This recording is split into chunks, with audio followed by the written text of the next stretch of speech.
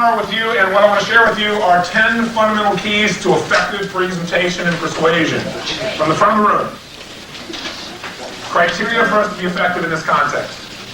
First thing I want you to put at the top of your notes, most important thing for you to realize and remember, number one key of all is real simple. 80% of being effective from the front of the room is why to do it. 20% is how to. 80% of being effective from the front of the room and influencing other human beings, 80% of your effectiveness is going to come from you having a strong enough why. Why are you talking? What is the reason? You've got to have a sense of purpose in what you're doing. That is where your power is going to come from. How to say or how to persuade or how to put it across is only 20%. And if you can start with that belief system, you've got some real power. Because one of the things that I do whenever I go, I believe that of the 10 keys, the first key to effective presentation is belief, period.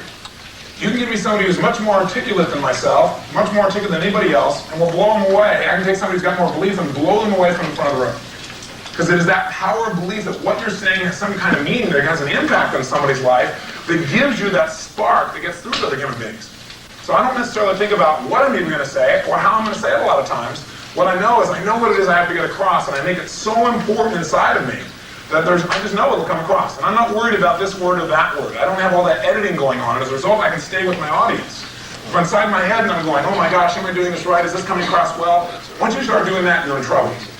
So the core belief you've got to realize is you can't fail from the front of the room. That's one core belief. The other core belief is that if you've got a strong enough reason, all that matters is that you get the message across. If you do that, you're going to become articulate at times anyway, and people remember those things. Where you weren't so articulate, they're not going to know that. They're going to remember your passion, they're going to remember your power. So the biggest challenge, I think, in public speaking is somebody who's like trying to say just the right word at the right time. Because then what happens is they go, which one, internal or external? Internal. I have no internal dialogue when I'm speaking effectively. Zero. That is my power. I am totally in uptime. I'm outside here. Now, I can pause for a moment if somebody's writing notes down. That's when I might pop in my head for a second and think of something. I see you writing your notes, boom, you're off for a second, I might go grab inside my head for a moment. But 90% of the time, I'm out here with no internal dialogue at all. And when I'm in trouble, quote unquote, like when I feel like I haven't done a great job, other people say, oh, you did a great job inside me when I'm not satisfied. It's because I don't have that same spark or power, and it's because part of me was inside here. Something's going on, and I start talking to myself. As soon as I start talking to myself, it's over. What I do is I see, feel, and it goes. Right? It's an instantaneous thing that comes out of me, but it starts with that core belief. So you've got to learn to adopt that. So how do you adopt the belief that's going to support you? Remember, we said the way to get a belief is you got this table, and the way to make sure the table feels solid is you got to get some what? Some legs, which are called what? References. There's one R in references. References. Okay? And we want to get as many of those as possible, and that's what you're going to do through skill notes. We're going to get you up with small groups of people, right? About 40 people, and give you a chance to do something over and over and over and over again. And that's also how you get good at something. Right? You don't just do it one time. You know, stuff that I'm doing in certification, sometimes the very first time I've done it, so it may not be as elegant as if I do a mind rep. A mind rep is wired. Right? I mean, I have the thing wired because I've done it enough times that I know what I'm going to say. I don't think about what I'm going to say. I focus on how I'm going to say it.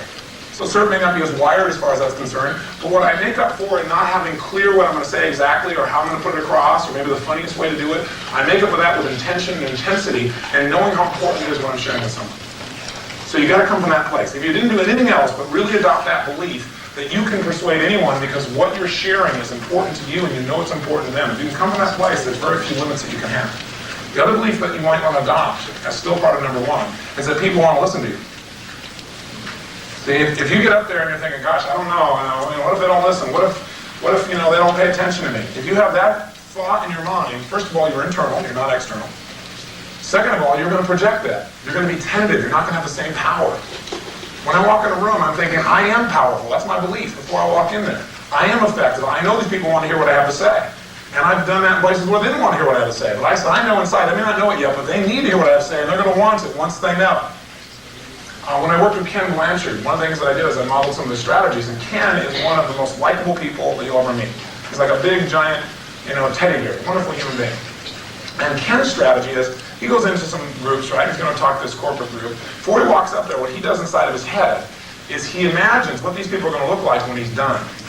In other words, if you walk into a lot of groups, what happens for the traditional speaker is they don't have a lot of belief in who they are, what they're capable of anyway. They don't have any intention, any power. And they walk up there already intended, and they walk out and they look at this audience. And audiences are rarely, although your audiences will be a bit different, we're going to have them wired for you. But the standard audience is not wired. I understand our audience is waiting there very cautiously. They might, clap politely or something like that. But that's 99% of the audiences are like that. They're waiting to see what you have to say. They're not impressed. They're not into it. In their own life, they don't have a lot of intensity. So what the hell are they going to do to give it to you? They're trying to conserve what they got.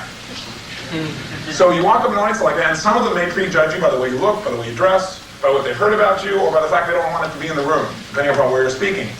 In those contexts, when you walk up, you say hello, and the room is dead, and there's no response. You have to learn how to take control. When I first started doing business seminars, I used to only do mind grips, right, a couple years ago. I remember the first business seminar I did. I was used to, people come in, we have the music cranking, firewalk type of thing, right? I walk in there, and it is dead. I mean, absolutely. You can hear a pin drop. They're not even talking to each other. They're just sitting there waiting. Right? I finally get up there, and I go, good morning. And that's exactly the kind of reaction that I get. Right? And I say, I know you're out there. I can hear you breathing. I say, are you alive out there? Hello. Right? And I mess with them a little bit, but it wasn't working. And then what happens? I thought, I'm not doing business groups.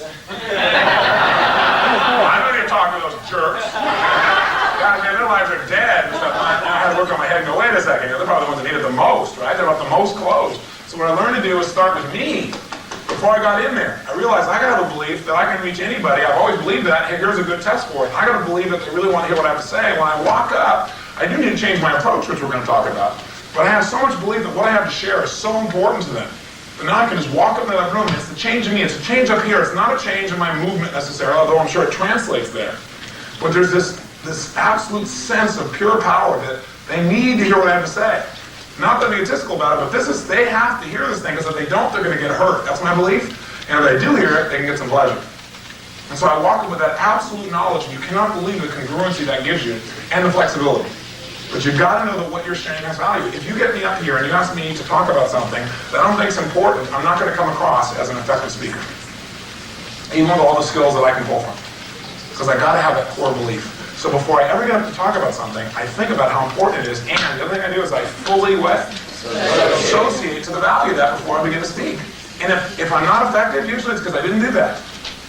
So I got to get in my gut, not just in my intellect, but in my gut, how important this is. If I know how important it is, man, I can get anybody to feel it. But you got to think of yourself as a persuader, not just a speaker. And as a persuader, persuasion is a transference of emotion. You cannot transfer that which you are not experiencing. Why don't jot that in your notes? You can't transfer that which you're not experiencing. So I'm going to get up here and tell you how important transformational grammar is, or vocabulary, or how much fun it is, but I don't really feel like it's fun, or I thought it was fun, about a month ago, but now it's not fun for me. Then you're not going to feel like it's fun either. If I can pull that off, maybe you can generate the emotion without me, but it's highly unlikely the whole group's going to do that. So you got to start with that core. So the core beliefs I wrote down is, I am powerful and effective, and people enjoy listening to me. I am powerful and effective, and people enjoy listening to me. You got to come from that core. Now you may say, but Tony, but I've never really spoken public before and stuff. That doesn't matter. See, remember we talked about competence the other day? I said, I know I'm competent because I'm capable of doing something, not because I've already done it. If I had to wait till I'd already done something to be competent, there are a lot of things I probably never even start. Okay? So you got to assume the role. You got to act as if you were already a great speaker. You have to become what it is that you want.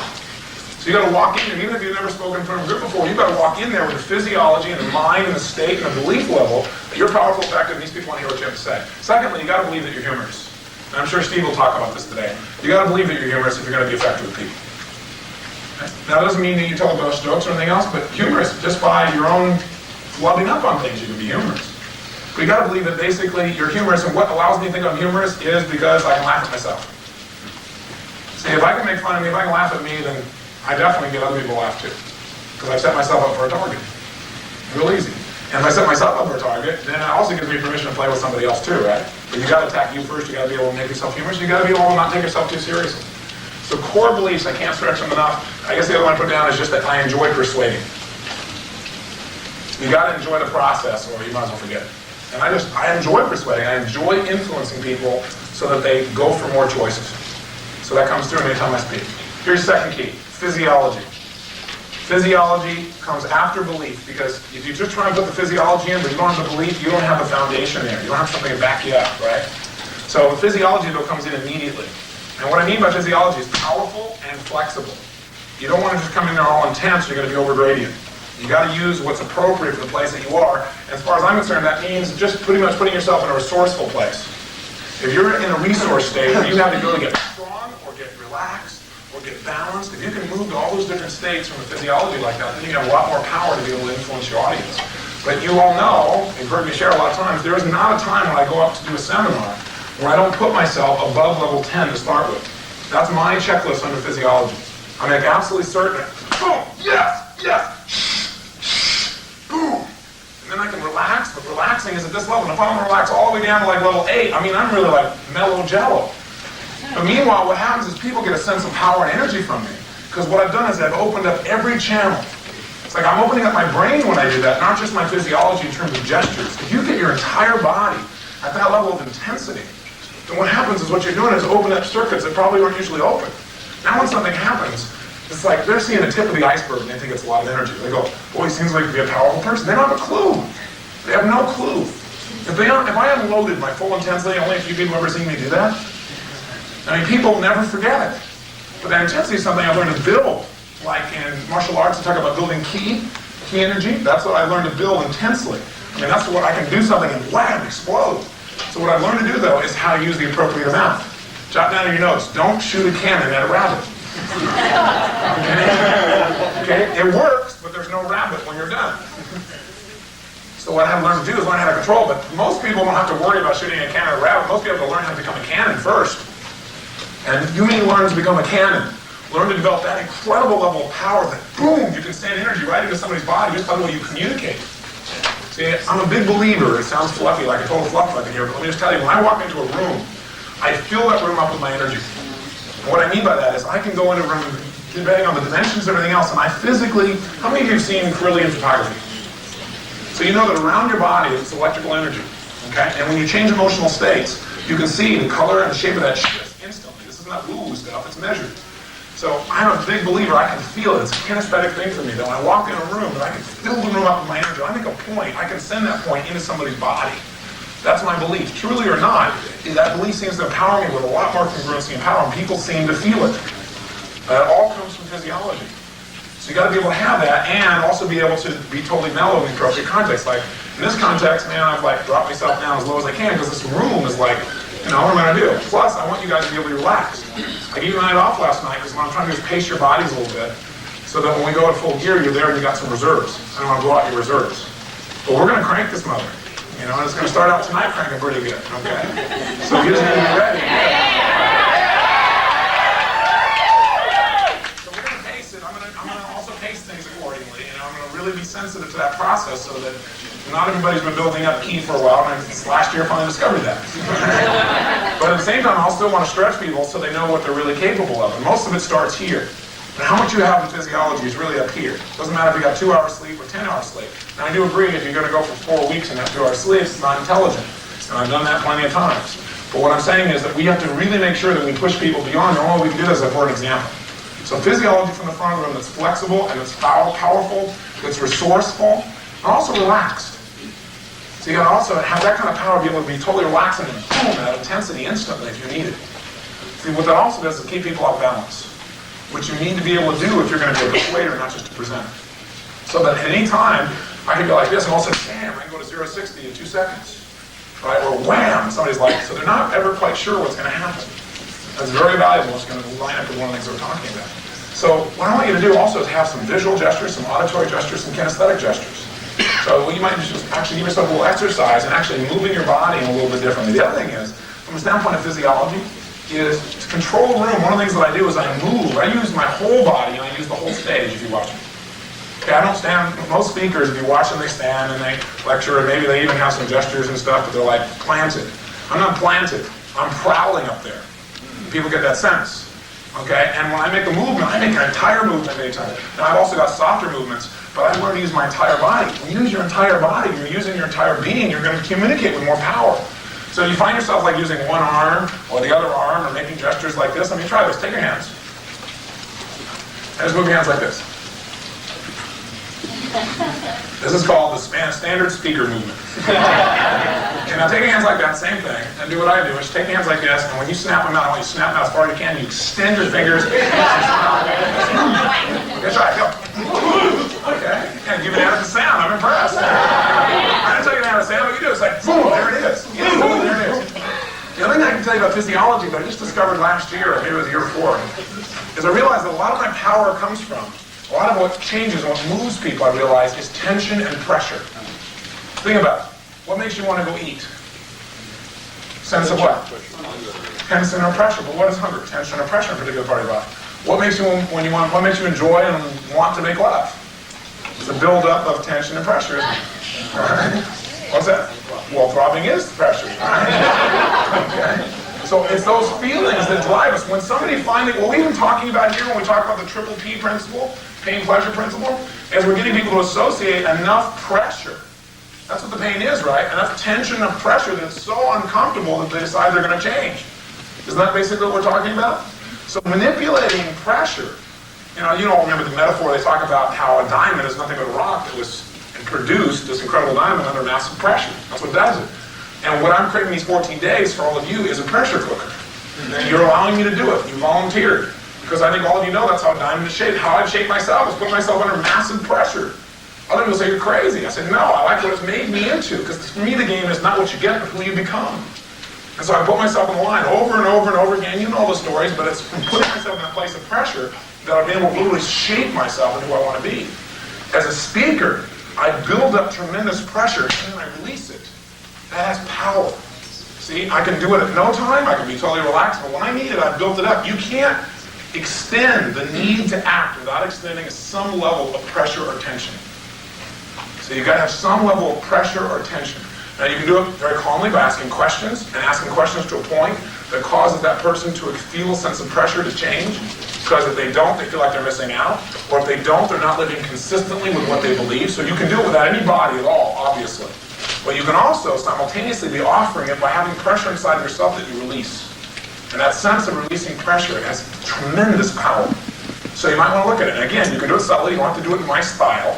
You can be doing it just a small amount of pressure and then release. But think about it. What is excitement? When you have excitement, is there pressure in your body? Sure there is.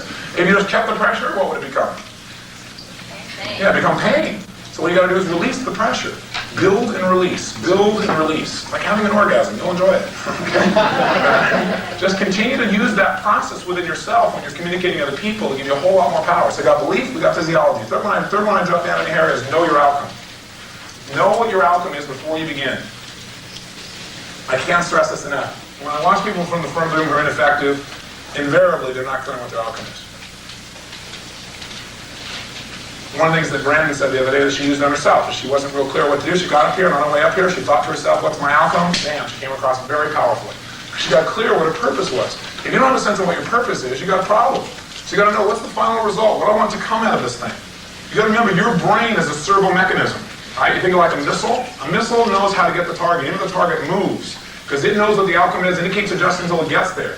If you don't know what your outcome is, you've like turned off your servo mechanism. You want to turn it on and say, this is what I want to come out of the situation, period. Now, if something happens and I'm not getting there, I'll just keep changing, but I know what it is I'm going for. I've got something that will pull me through all the muck of what's going on in the moment to where I want to go. If, like yesterday or before, a couple times where I lost my train of thought, I lost what my outcome was. And so then I'm babbling for about 5 or 10 seconds, right? And it irritates out of me. It's like, I need to do that. I need to move out of that. And that's because I was processing inside my head, coming up with some new stuff while I did it. That's why you got to stay outside as much as possible. Does that make sense? Or you got to be in a context where you're creating, and that's okay with you, and you set up your audience appropriately as well. But that process of knowing what it is that you want is so critical. So you don't ever want to get in front of the room without getting precisely clear. Remember, clarity is power. The more clear you are on what it is you want to accomplish, the more power you've got. If you're not clear, you're not going to have your power. If you are clear, it's a piece of cake. You will come up with things and resources and metaphors and ideas that you never dreamed of. But here's the problem. Most people's outcome is when they get from the front of the room is to look good or sound good. That's never my outcome. Or their outcome is to come across well. That's never my outcome.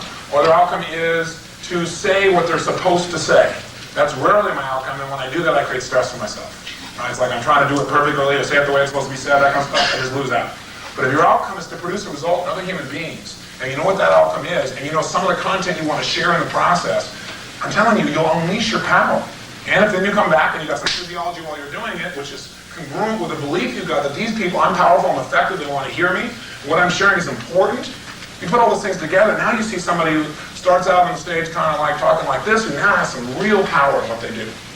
Okay? Again, I can't push enough the idea also of moving your body, using more of your body, getting your whole body involved. Own the room, own the space that you're in. Physically walk in, when I do it, I throw out my energy, it's got to smack off that wall and come back to me. If I walk into a room and it holds 1,000 people, all the more energy I have to be able to generate, otherwise I'll have no power. So put those pieces together. Fourth one I got down here is rapport. Listen, I've seen some unbelievably powerful speakers who believe people should be listening to them, right? They're absolutely they got physiology like it's going out of style. They know what it is that they want to do, and they're trying to convert an audience. But they don't have any rapport, so it doesn't work. Or they come as totally over gradient.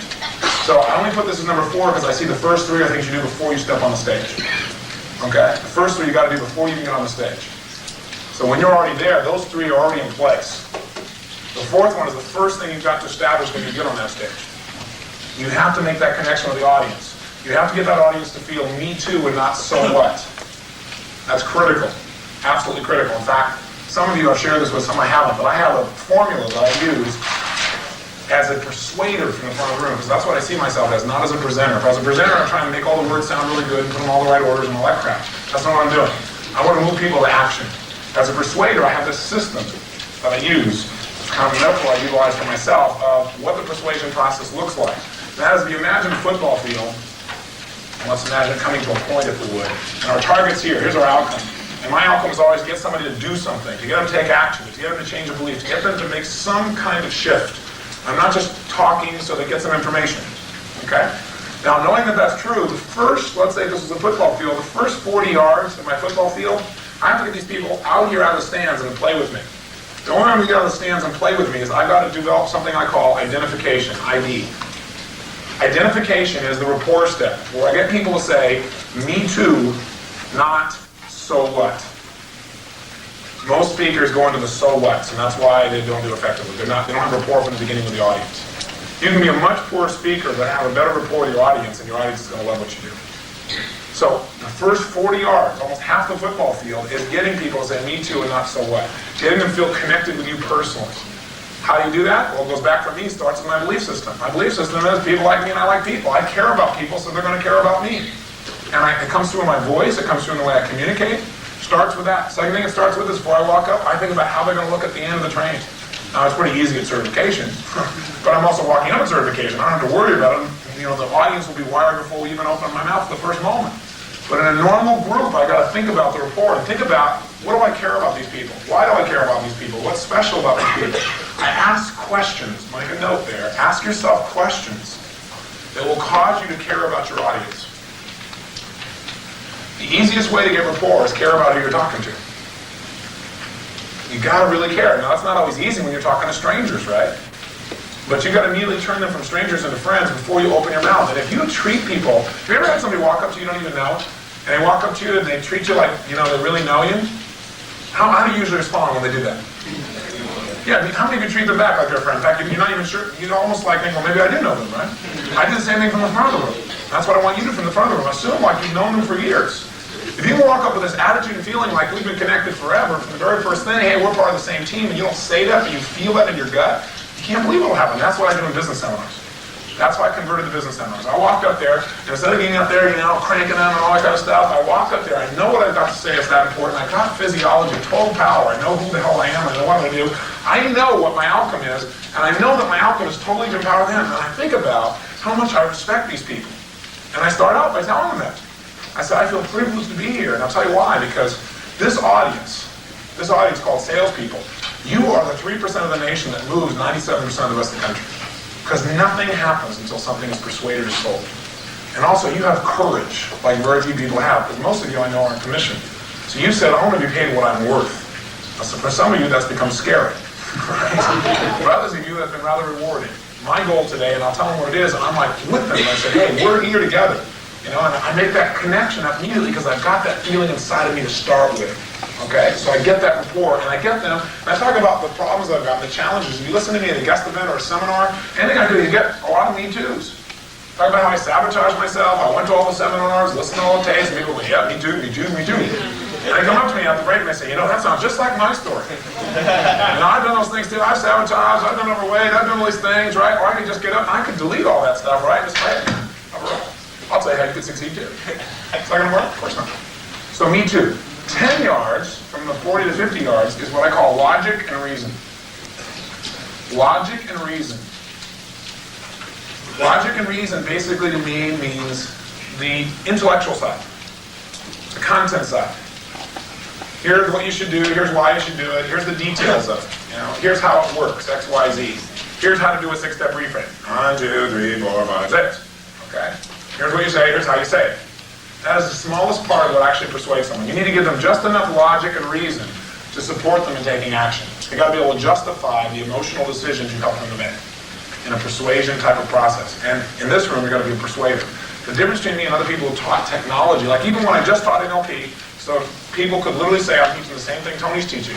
Even at that time, we were different. And the biggest difference was I had more rapport. And when I went for this logic and reason, I made that simple and quick. I didn't spend 14 hours studying logic and reason. I also got people to be persuaded to use what I was talking about rather than just to learn it. Okay, so I spent the smallest amount of time on this. Now, from the 50-yard line, the last 50 yards, half of that is spent on something we call attack and confess. Attack and confess. Attack and confess means this. You know that anything you're trying to persuade someone to do, there's going to be things that are going to stop them, otherwise they've already done it. So we want to get somebody to get on the pole. We know already there are going to be things that are up there. Or after somebody has an accident on the skydive. You know darn well there are people in there that now have got some major things. So I brought you in, and what we did is, first we ID'd. Right? Tell me what your experience was. What can we do? Some me too. There's people getting people to say me too. You remember that when we were in there at the lunch area? Then we went through a little bit of logic and reason, and then attack and confess. And the way I attack and confess is I confessed for somebody else. So you can attack yourself. That's the best way to do it, number one, to start with. And or attack yourself, confess you've been guilty of the thing that they're afraid to do, and you do it before they even tell you. Or confess for somebody else. Okay? So I said, if Keith was here, if you were there, right? I said, if Keith was here, I think maybe what he'd probably say is, remember that? Yeah. And you all nodded your heads and yeah, right? We went through the attack and confess section. We utilized everybody else's own internal attacks. We set the whole thing up. So this is where we set up, if we want somebody to do something, this is the hell if you don't. Setting up the hell if you don't do something. But you do it elegantly. You don't do it by attacking them. You do it by attacking yourself, or by confessing you've been guilty, or by confessing for somebody else. Okay? So I get up and I say, listen, you know, I don't always use this stuff. I screwed up. I've used this language pattern over here, and I've beat myself up so bad, and I've been guilty. But you know what? I'm not going to do it anymore. Because you know what the cost was for me? It cost me this and this and this. And I don't want you to have to experience that. They boom, it's hammered. Last section, or let's say all the way down to the 99-yard line, we got 1 yard left. But the rest of this section here is called solution. Solution is you say, God, I did this and this, I put it off, I didn't take action, I didn't follow through, but you know what? Finally, I decided the solution. And guess what happened? This is the heaven if you do. Recognize pain, pleasure in here anywhere? Finally, I did. I put myself in the line. I put myself out there, and I got to tell you what the rewards were. My life changed in so many ways. All of a sudden, I had this connection. All of a sudden, I felt this love. All of a sudden, I felt this sense of power. All of a sudden, I could shape my own destiny. All because I did this. And that's what I want you to have the privilege and opportunity to have. I've got that privilege. You deserve it too. Boom. You got it immediately. You're linking what? Pleasure to the process. The last 1 yard line, this last yard, is asking for the action. Ask for the action. And if you've done your job up front, where you got rapport, you taught them the logic and reason, you attacked and confessed, you came up with a solution, then asking for them to take action should be a piece of cake, because they've now linked lots of what if they don't do it, and lots of what if they do. If you've done it effectively and you had rapport, so they trust you and believe in you, you should be able to influence them very easily to take action or do whatever it is you need to do. This is the process I use over and over. That's what I use in my TV show. My TV show, I set the thing up front here. ID, little logic and reason. There's very little in there about neuroassociative conditioning. In fact, we don't even call it that. Why? Because that's 10 yards of the thing that will happen, and some people might get all caught up in that and not hear my message.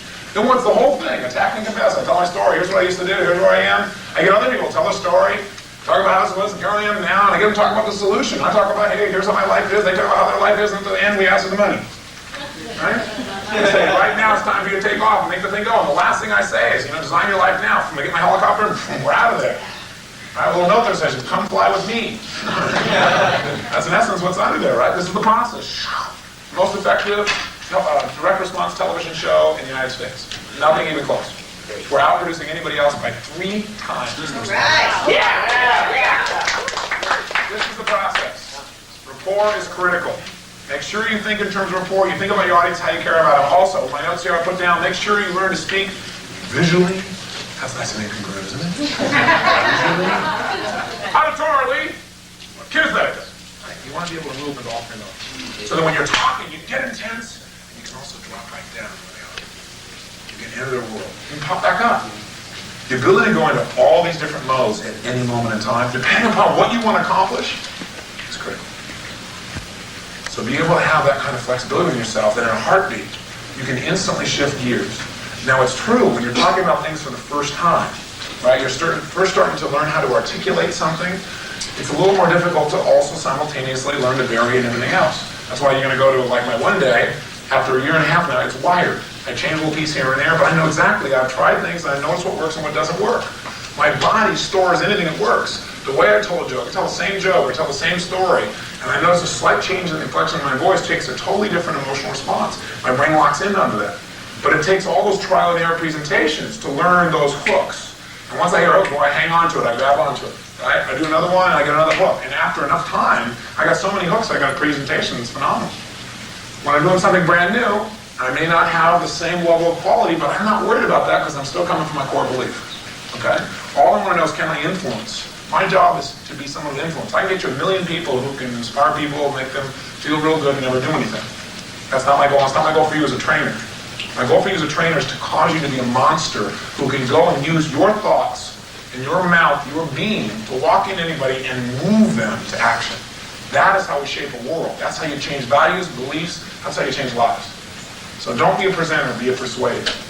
Remember this core issue. After knowing your outcome, you've got to have rapport. Next one I jotted down here for you is manipulation of the audience.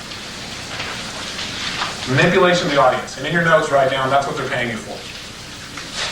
That's what they're paying you for. They're paying to be manipulated. You pay to be manipulated. Why did you come here? Because you know damn well it's going to manipulate the hell out of you. Am I right? Yes or no? Yes. Yes. What's that called? Manipulation. Get you to say yes, right? Get you to respond. Get you to climb a pole. Get you to jump out of a plane, right? You can do those things without me. You go find a way to go parachuting and all that stuff, and some of you do. But you came here because you wanted somebody to manipulate you. Audiences want to be manipulated. We want to be entertained. That's manipulation. We want somebody to mess with our brain. We want somebody to change our what? State. We want somebody to change our state. So I come into a business group, and whammo, I get in there and I set them up. I pre-frame them. And I talk to them about what we're going to do today and how important it is. And I get them to link lots of pain and not going for 100%, lots of pleasure going for 100%. And I said, listen, I'd like to share with you something that I've learned to do with top CEOs around the country. Only top Fortune 50 Fortune 50 CEOs do this. And only with other CEOs. So I should warn you in advance, it's like really conservative. So if you're like way out there, you probably won't like this. But if you're like a really conservative person, you'll enjoy this process and it'll make you much more effective in getting those sales meetings. Would you please stand up? Bam! Instantly I got them responding to me. I got them, I'm telling them to stand up, they're responding. I start out in the very beginning and I take control of my audience. One of the first things I do. If I can take control of the audience in the beginning, I'll have control in the end. If you don't take control in the beginning, you won't have control in the end. Now notice I put rapport before I said manipulate your audience. If you try and manipulate before rapport, you've lost them for probably good. So you've got to make sure you got rapport first. But as soon as I got rapport, I got them standing up, and at that point they're standing up, they're waiting. I said, okay, here it is, it's real conservative. So again, hang in there. Please turn to the person next to you and just reach out and give them a massage, right? And they start to laugh. It's a pattern room. They wouldn't do one of the massage before, but when I pre-framed them like that, and there's plenty of rapport, and I ID'd with them, and they're doing me too, I got them laughing, I got them doing massage training. I got these business guys who never touch another human being, and they're doing this stuff like this, right? Nobody can believe it. Within 3 minutes of not being there, I got these business people in a room, 1,000 of them in a room. How many of you been to the business summit? Okay, 1,000 in the room, and we're out there climbing going, yes, yes, yes. I mean, screaming. Walls are shaking, man. People are going nuts. I can't even believe you get a group of business people do it. And I couldn't before, because I didn't get rapport first strongly enough before I tried to do that. I assumed the rapport the way I did in my mind rep seminars, and it's a different audience. So it's critical, but you've got to manipulate your audience. How can you manipulate them? Tell stories. When you tell somebody a story, they go into a trance. Why do you go to movies? Because you get to trance out. You get in the experience. When somebody's in the experience, you've totally manipulated the audience. You've got them in control. Ask questions. You watch this weekend, you'll see, how many questions do you think I ask in a period of time? Right? I'm asking them constantly, right? Over and over again. And whenever I ask a question, I tie it down very often. What I'm doing is I'm getting the person to respond mentally in their head so they stay with me. How many of you do this already yourself? Let me see, show hands. Okay, what's that called, right? And if they don't do that, here's what a lot of speakers do. They go, 20 minutes, let's see a show hands. And when they don't get the response, what do most speakers do at this point? If they even dare to even ask that kind of question in the first place, which most of them won't do because they're afraid that people won't respond. But if they did, come on, what have you seen speakers do? Yeah, that's right, they back off. They start trying a few times and they see that the audience is responding, they kind of let go and say, oh, I'll just go over here, you know. Not me, I say, come on, raise your hand, I'll mess with the audience. You go, how do you do that? Belief. Belief in physiology. Listen, when any two human beings meet, the one who's most congruent will control the situation, period. And I know there's nobody in the audience who's been more congruent than I am. Right? Because I'm prepared, they didn't come in here for that reason. I came in for that reason. And if they think they're as congruent, great, then I can really get them amped out. Because I can challenge them. See, and then I got to control them again. Then I manipulate them again. I'll play on whatever pattern they got. But I know in any situation, you might want to write that down, in any situation when two human beings meet, the person who's most congruent will control the situation. Period. Period. So you got to make sure you have more congruency. Now, also congruency means you still got to be flexible, right? You can't just go up there and just demand from your audience they're going to do something. But you can get up and demand and then break their pattern. Start to demand, then go, please. Right? Or go, please raise your hand. You can do anything that, whether it works or not, doesn't matter. You try something, you notice if it works. If it doesn't work, what do? Try something else, right? But you got to get in that place. So use pattern interrupts. That's one of the ways you interrupt your audience. You set them up for something, you change them. And that's all humor is. Humor is nothing but a set of pattern interrupts. You set somebody up, they're going down this one line, wham, you get them on the other side. So I've got here, use embedded commands, use metaphors, create associated and disassociated states in your audience depending upon what you're talking about. So if I talk about the morgue, I do that for a reason, right? Using an anchor, I can create a state change. If I want to talk about skydiving, I'm going to use a different one. There's certain times I want to disassociate you, certain times I want to associate you. But pattern ups are probably the most important thing you do to manipulate your audience. Next, behavioral flexibility is number 6. God, I can't, this is not even something I should even have to talk to you about. If you can't flex your behavior, you can't control an audience. Period. You have to be so flexible that no matter what happens in your audience, no matter what occurs, wow, you can handle it immediately. Again, that starts with belief. Number 2, it comes from not being afraid to try almost anything. Number 3, it comes from the belief that if something doesn't work, you'll just do what?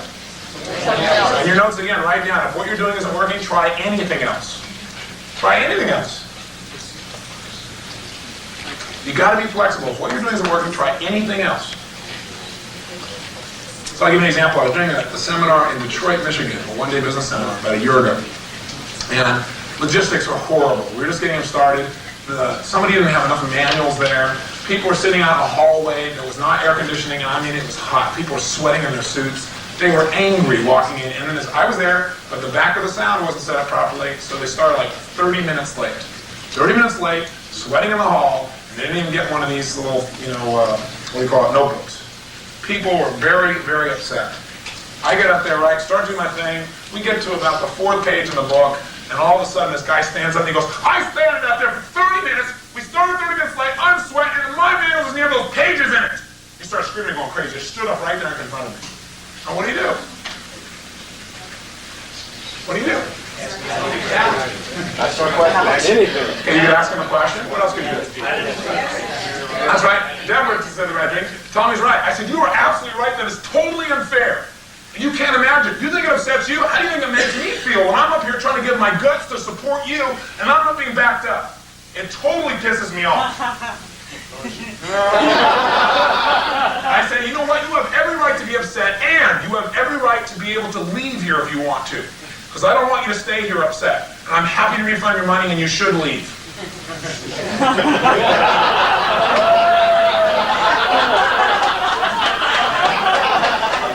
I said, you know what? Because I also am trying to support a lot of these other people. I don't want them to be interrupted. You have a right to be upset, but I can't let you interrupt them. So I suggest that you leave, and we'll give you your money back, and I apologize. He said, well, I might stay. I said, no, you might stay. You're either going to stay and play full on and be happy, even though you're sweaty, or you can leave now because I don't want to be unfair to you. How's that for a nice because, Frank? All right. Is the answer right? Because I don't want to be unfair to you. So you hear it play, and the whole audience, by the way, started laughing hysterically. Because my response to they're expecting me to like back down or go, oh gosh, or me to say, I'm really sorry, sir, or say, you don't have to be that upset about it, or like play games with him. I totally broke his pattern. I responded in a way nobody expected, and they're laughing hysterically. And now I have the audience on my side, right? They're all giggling and stuff. I'm going, so that down, so I'll take it anyway. Okay. So what you've got to be able to do is come back in a way that people don't expect. Behavioral flexibility really means having nonlinear responses. And nonlinear responses, linear response is X, A happens, then B, and that means C is going to happen. Somebody's going to be around me, A is going to happen, then maybe Z is going to happen. Right? They don't know what to do. Keeping people off balance is critical to a certain extent. Now, you want to have a certain amount of flow, otherwise you have something that just jars people so much that they can't take it or they live in a trance. And there are places in your presentation where that can be useful. But what I'm saying to you is you've got to be able to totally flex with what's going on. So if I come in, I got real intense with him, by the way, and he got even more intense, what do you do then? Get even more intense. You get even more intense, okay? Yeah, and see if you can reach threshold and get killed. Try something. But I might change the approach. Do you remember how many last year, remember there was a lady with short hair, she was in the front row, she was one of the people that the first day, she came up to me screaming in my face about not having a room. I mean, she was so vicious, and I just turned to her and I said, listen, I want to support you. If you don't want to be supported, then I'm happy to have you go. I don't want you to go. I'm happy to have you go. And she just said, don't use that NLP shit on me. I started breaking her pattern, right? I said, I wouldn't dare use that shit on you. You're using it on yourself. And so I mess with her. So I break her saying a little bit and stuff. But then, if you remember in the big room, like 4 or 5 days into it, she stood up and said, like, I'm not getting her. This isn't working for me or something like that. And I went over there and I got in her face. Right? And as she got back, and I got back, and I was like, boom, boom, boom. And there was a point where I amped her. Right at the moment where I amped her, I stopped and I reached out and I gave her a kiss. You know that? Yeah. She didn't know how to deal with it at all. I had no way to deal with it. Because I set her up one way, and then when I saw that that wasn't working, I decided, I made the decision, okay, I'm going to switch. But before I switched, though, I want to have more of a pattern. So I pushed her even further. Right when I got her right at threshold, wham, snapped in another direction. No way to deal with it. So think about it. Same thing you remember with Claire? Yeah, how could you forget? With Claire, we're going back and forth, and I got intense with Claire, and he got intense, and back and forth, and I played with the intensity, and I started messing with the thing. And finally what I had to do is I started pouring him down, got all the way down around there, and where did I stand? Stood next to him, and then I stood on the side of him, right? And then talked about that piece until I got totally enrolled in what I was doing, got real soft, breathing, from out. Okay? But you got to know, some people, but that's not going to change. Some people got to get like this. You got to have enough variety. You got to constantly be flexing. Something doesn't work, change. I don't care what it is. Change. Some of you know the story I've told. It's one of the more intense experiences I had when we were involved in Certainty in America. It was a multi-level marketing organization. And we got involved because we believed 100% of the principles. And the founder of the company was a phenomenal man. And his name was David Allen. And I really bonded with this guy. I really wanted to support it. And I went around the country and did speeches to support what they were doing. And the organization, David Allen was a black man. And the organization was about 60% black.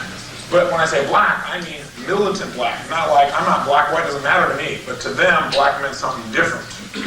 And a group of them invited me to come speak. But see, they were told by David Allen I was the most powerful speaker they'd ever seen in his life. And so they assumed I was black. So I walk in, we're talking militant. We're talking about a value system. We're not talking color now. We're talking about a value system of people who make black something that is totally different, and if you're white, that means pain, right? And if you're black, that means pleasure. So I walk in there, right, to speak. There's not one white person in the group except me, and I walk up and they introduce me, and the audience just freaks. I mean, they can't even believe it. I start to speak, and I'm not quite sure why I'm getting this response, and I'm finally getting a clue in my head. And then as I'm talking and doing this stuff, right, finally, somebody stands up and says, how come you always use white examples? And I said, what? And as it came to be, they try to position me as only, making this, I talked about a white knight in one of my metaphors. Real brilliant. Real rapport builder, right? Anyway, long story short, I finally, as the group got bigger, when we went to the afternoon session, we had a bunch of other people in as well. And I just totally broke the pattern. I've used it now about 2 or 3 times since then in similar situations. But now what happens is I have a mixture of white and black, but primarily black.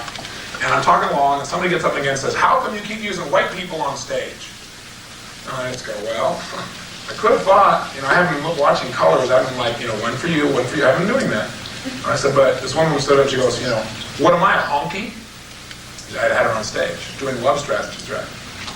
And so the audience is like, and it was like one of those little tension things. I said, you know what, guys? This one person was like totally in my face. I turned and I said, sir, you know what? You won't believe this, but I actually care about you. I know you don't believe that because I'm white. And of course, white people couldn't possibly care about someone whose skin is darker than yours. And I know you couldn't possibly care about me, but maybe you even do and don't know. Who knows? So what am I starting to do? Put him in a real life, what? Trance. And I say to him, you know what? As long as, I'd like to help you, and you may not want the help, but I want to offer you something. As long as somebody can turn to you, and by their skin or by what they say, take control of you, then what happens is you never will be free. Your issue is freedom, clearly. As long as a man can look at you and say, nigger, the whole room went, as long as somebody can do that, as long as somebody's called you nigger and get that kind of response I see in you right now, when you're ready to explode, then what you've done is given that person absolute control of you. You have no control in your life. You are still a slave.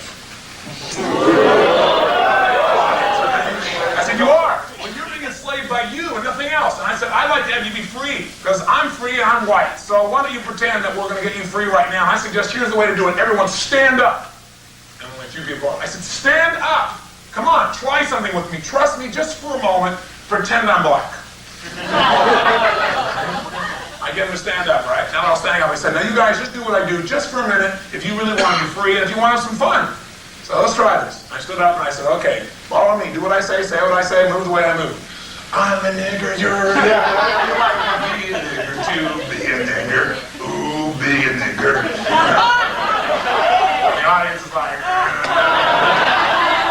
but a few of them are going, I'm a nigger, you're a nigger. I said, come on, let's do it. And I got a big smile on my face and I got outrageous. And pretty soon, right, I got about half the audience, white and black, maybe 2/3, going, I'm a nigger, you're a nigger, right? And pretty soon, these other guys are like this, start laughing.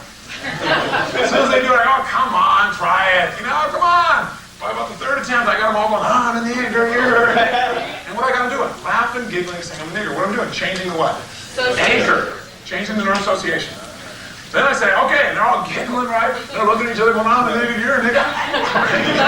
Then I turn around and I say, okay, we're not done. Repeat after me. I'm a honky, you're a honky. And I said, I'm a honky nigger, you're a nigger honky. We did this whole thing. They're painting each other going, there's one guy who's like the most militant walking over this other white guy in the audience. He's going, hey, honky nigger, how you doing? He goes, hey, nigger honky, how are you? And I give each other hugs and the whole bit.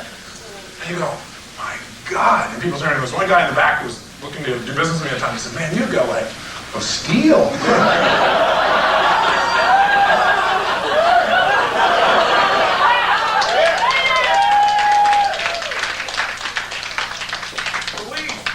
Believe that I have more congruency than the whole audience did.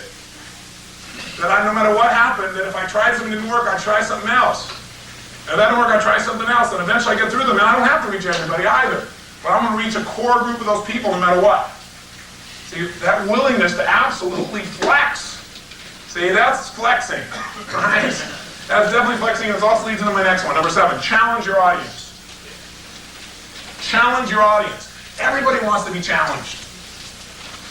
We want to be challenged as human beings. That's how we grow.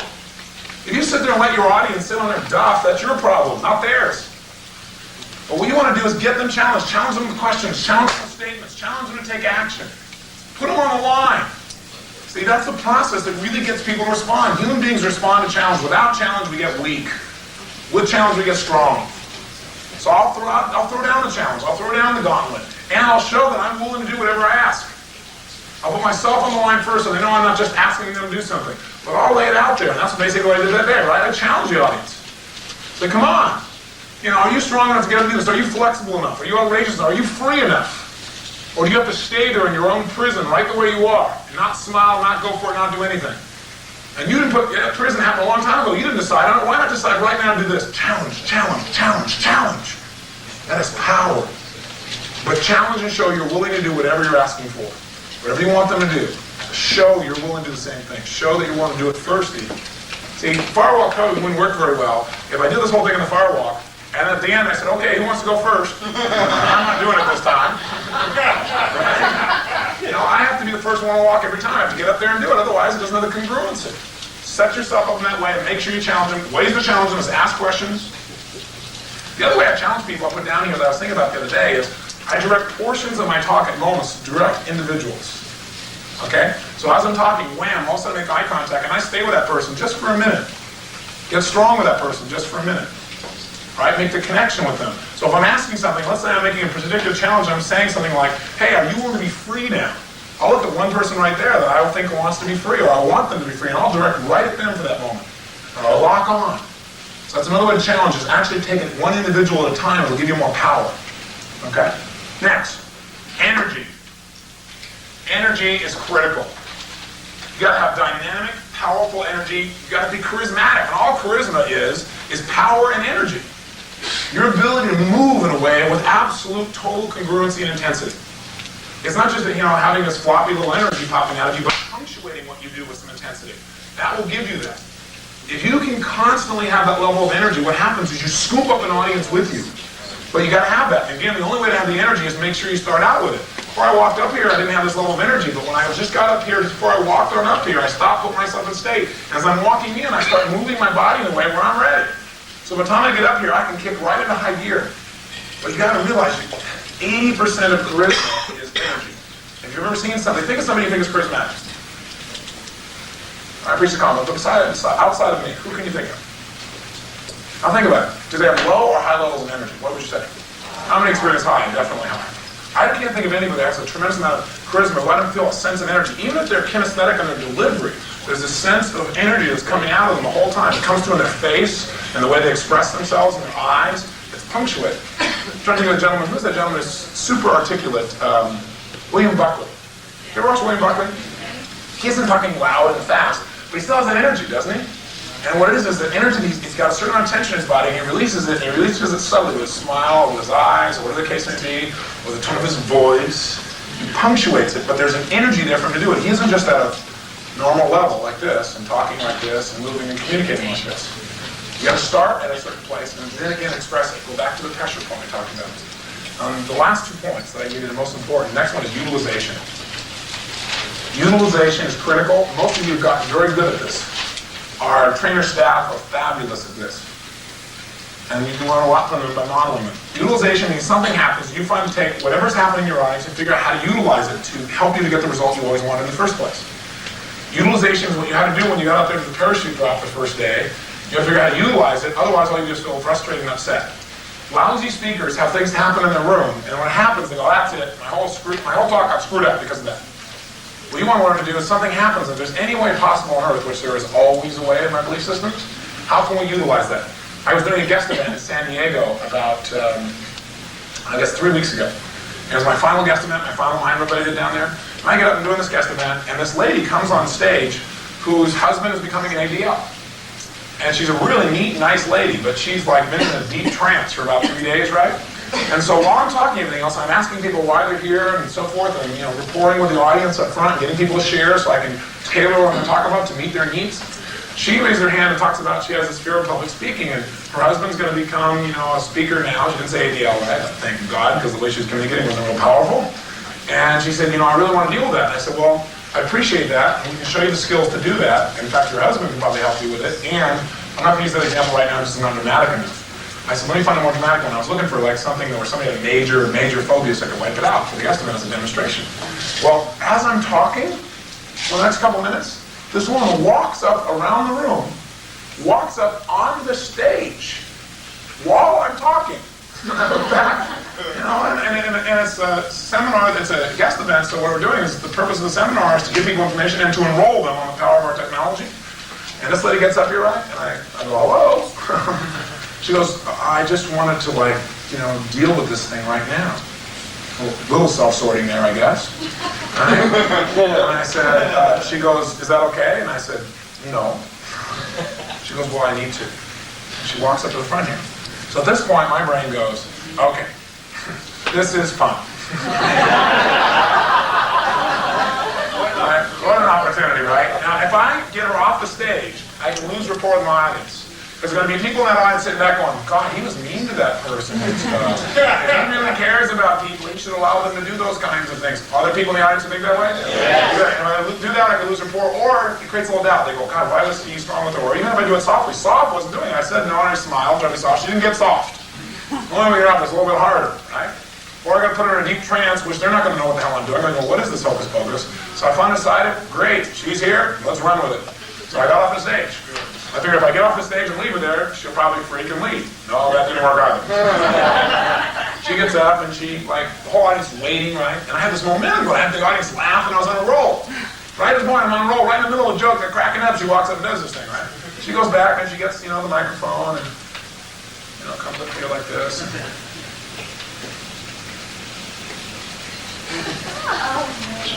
the whole audience is going like, come on. I said, so what is it you want? What's your outcome? She goes, just this. I said, what's this? She goes, well, just connect with the audience.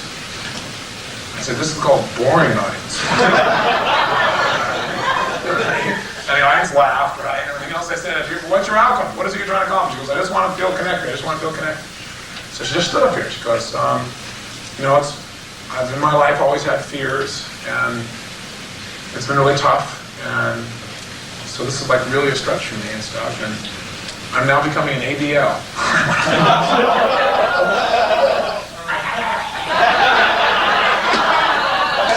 Freaking out, right? I'm becoming an ADL. I looked at her husband and went, no, I'm going to kill him. Right? He says, so that I can go and share this stuff with people all over the country. And she goes, and I'm just, I'm looking forward, and I'm going to go through these trainings, and I'm just going to be the best there is, and all those kinds of things and stuff. And I said, great. And I said, now you've accomplished what you came up here for, and I'm wondering if you can accomplish something more. As you walk down those stairs, and you find yourself in your seat, sitting comfortably, I want you to then think about the fact that you accomplished what you wanted, but was it appropriate for an entire audience? Was it appropriate for their time that you gave them? Did you really have their permission? Yes, many of them wanted to support you here, and I'm really impressed by this audience because they're willing to just be there with you so you could deal with something that was important to you. But did you really give back? And so my question for you as you sit in that chair is, what do you need to give back, or how can you give back since you took some here? I know some people are willing to have you take. They're willing to give to you. Others may not be. And I want you to think about how you're going to give back as you find yourself back in your chair. Yeah. So she thanks and wanders on off in a trance, right? And the audience kind of claps, kind of funny. And so I get up, and the energy's just like, from up here to... Right, it's on the ground, and I go up and I said, so, let me ask you a question. What would make somebody do something like that? Well, that's what I did. I totally changed the frame, because I knew that's a question they were asking. What the hell made her do it? So I just come up there, I said, let me ask you a question. I didn't tell them, I asked them. See, if I told them they get to filter it, they get to do all this stuff, I asked them a question, I control their focus in that moment. Okay, I utilized this. I came out and said, what would make a human being do something like that? Why does this woman wind up here in a trance and talk to you? She's obviously probably an intelligent woman, but she didn't come across as powerfully as she could. Would that be fair to say? And I'm like, yeah. I said, what would make her do that? I said, the exact thing I was talking about before she walked up here. I said, think about it. She linked to being on the stage a way to get rid of what? Pain, or a way to develop more what? Pleasure. I said, that's exactly what she did. And it's kind of weird, wasn't it? Right? And more than one, yeah. But I said, you think that's weird? And then I deframed it. I utilized it. I said, you think that's weird? I'll tell you what's weirder. Somebody gets a little tension in their life and then they go eat. That's weirder than walking up on a stage. Or somebody goes out in their life and don't feel great and they jam some drugs in their body. That's a hell of a lot weirder. Or somebody gets all upset and they blame it on their spouse. The next thing you know, they're divorced. That's weirder. How many of us have ever been that weird anywhere in our life? Boom. I don't utilize anything. I said, so humans are weird. We all are weird at times, right? But we got to learn how to make less of our life weird, except when we want it that way. We got to learn how to make these changes. And then what happened? People came out and said, God, that was the most powerful demonstration I've ever seen. I said, God, that was so amazing, because I realized that what she did is like what I do in my life over here. It's like, before that you were saying it, but after I saw that, it was just like so incredible. Well, utilization. Would I put it up there again to make the point? Of course not. But it came out of a situation where, wow, I went right back to here with the audience, and I utilized it. I'm not saying encourage the interruption.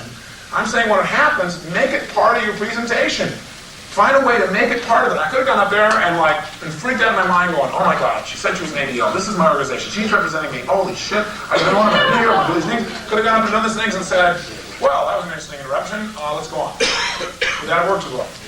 No way. I turned it into an example of what I was doing. See, that's what you got to do each time. Something comes up, utilize it. Somebody says something, utilize it. That's just like.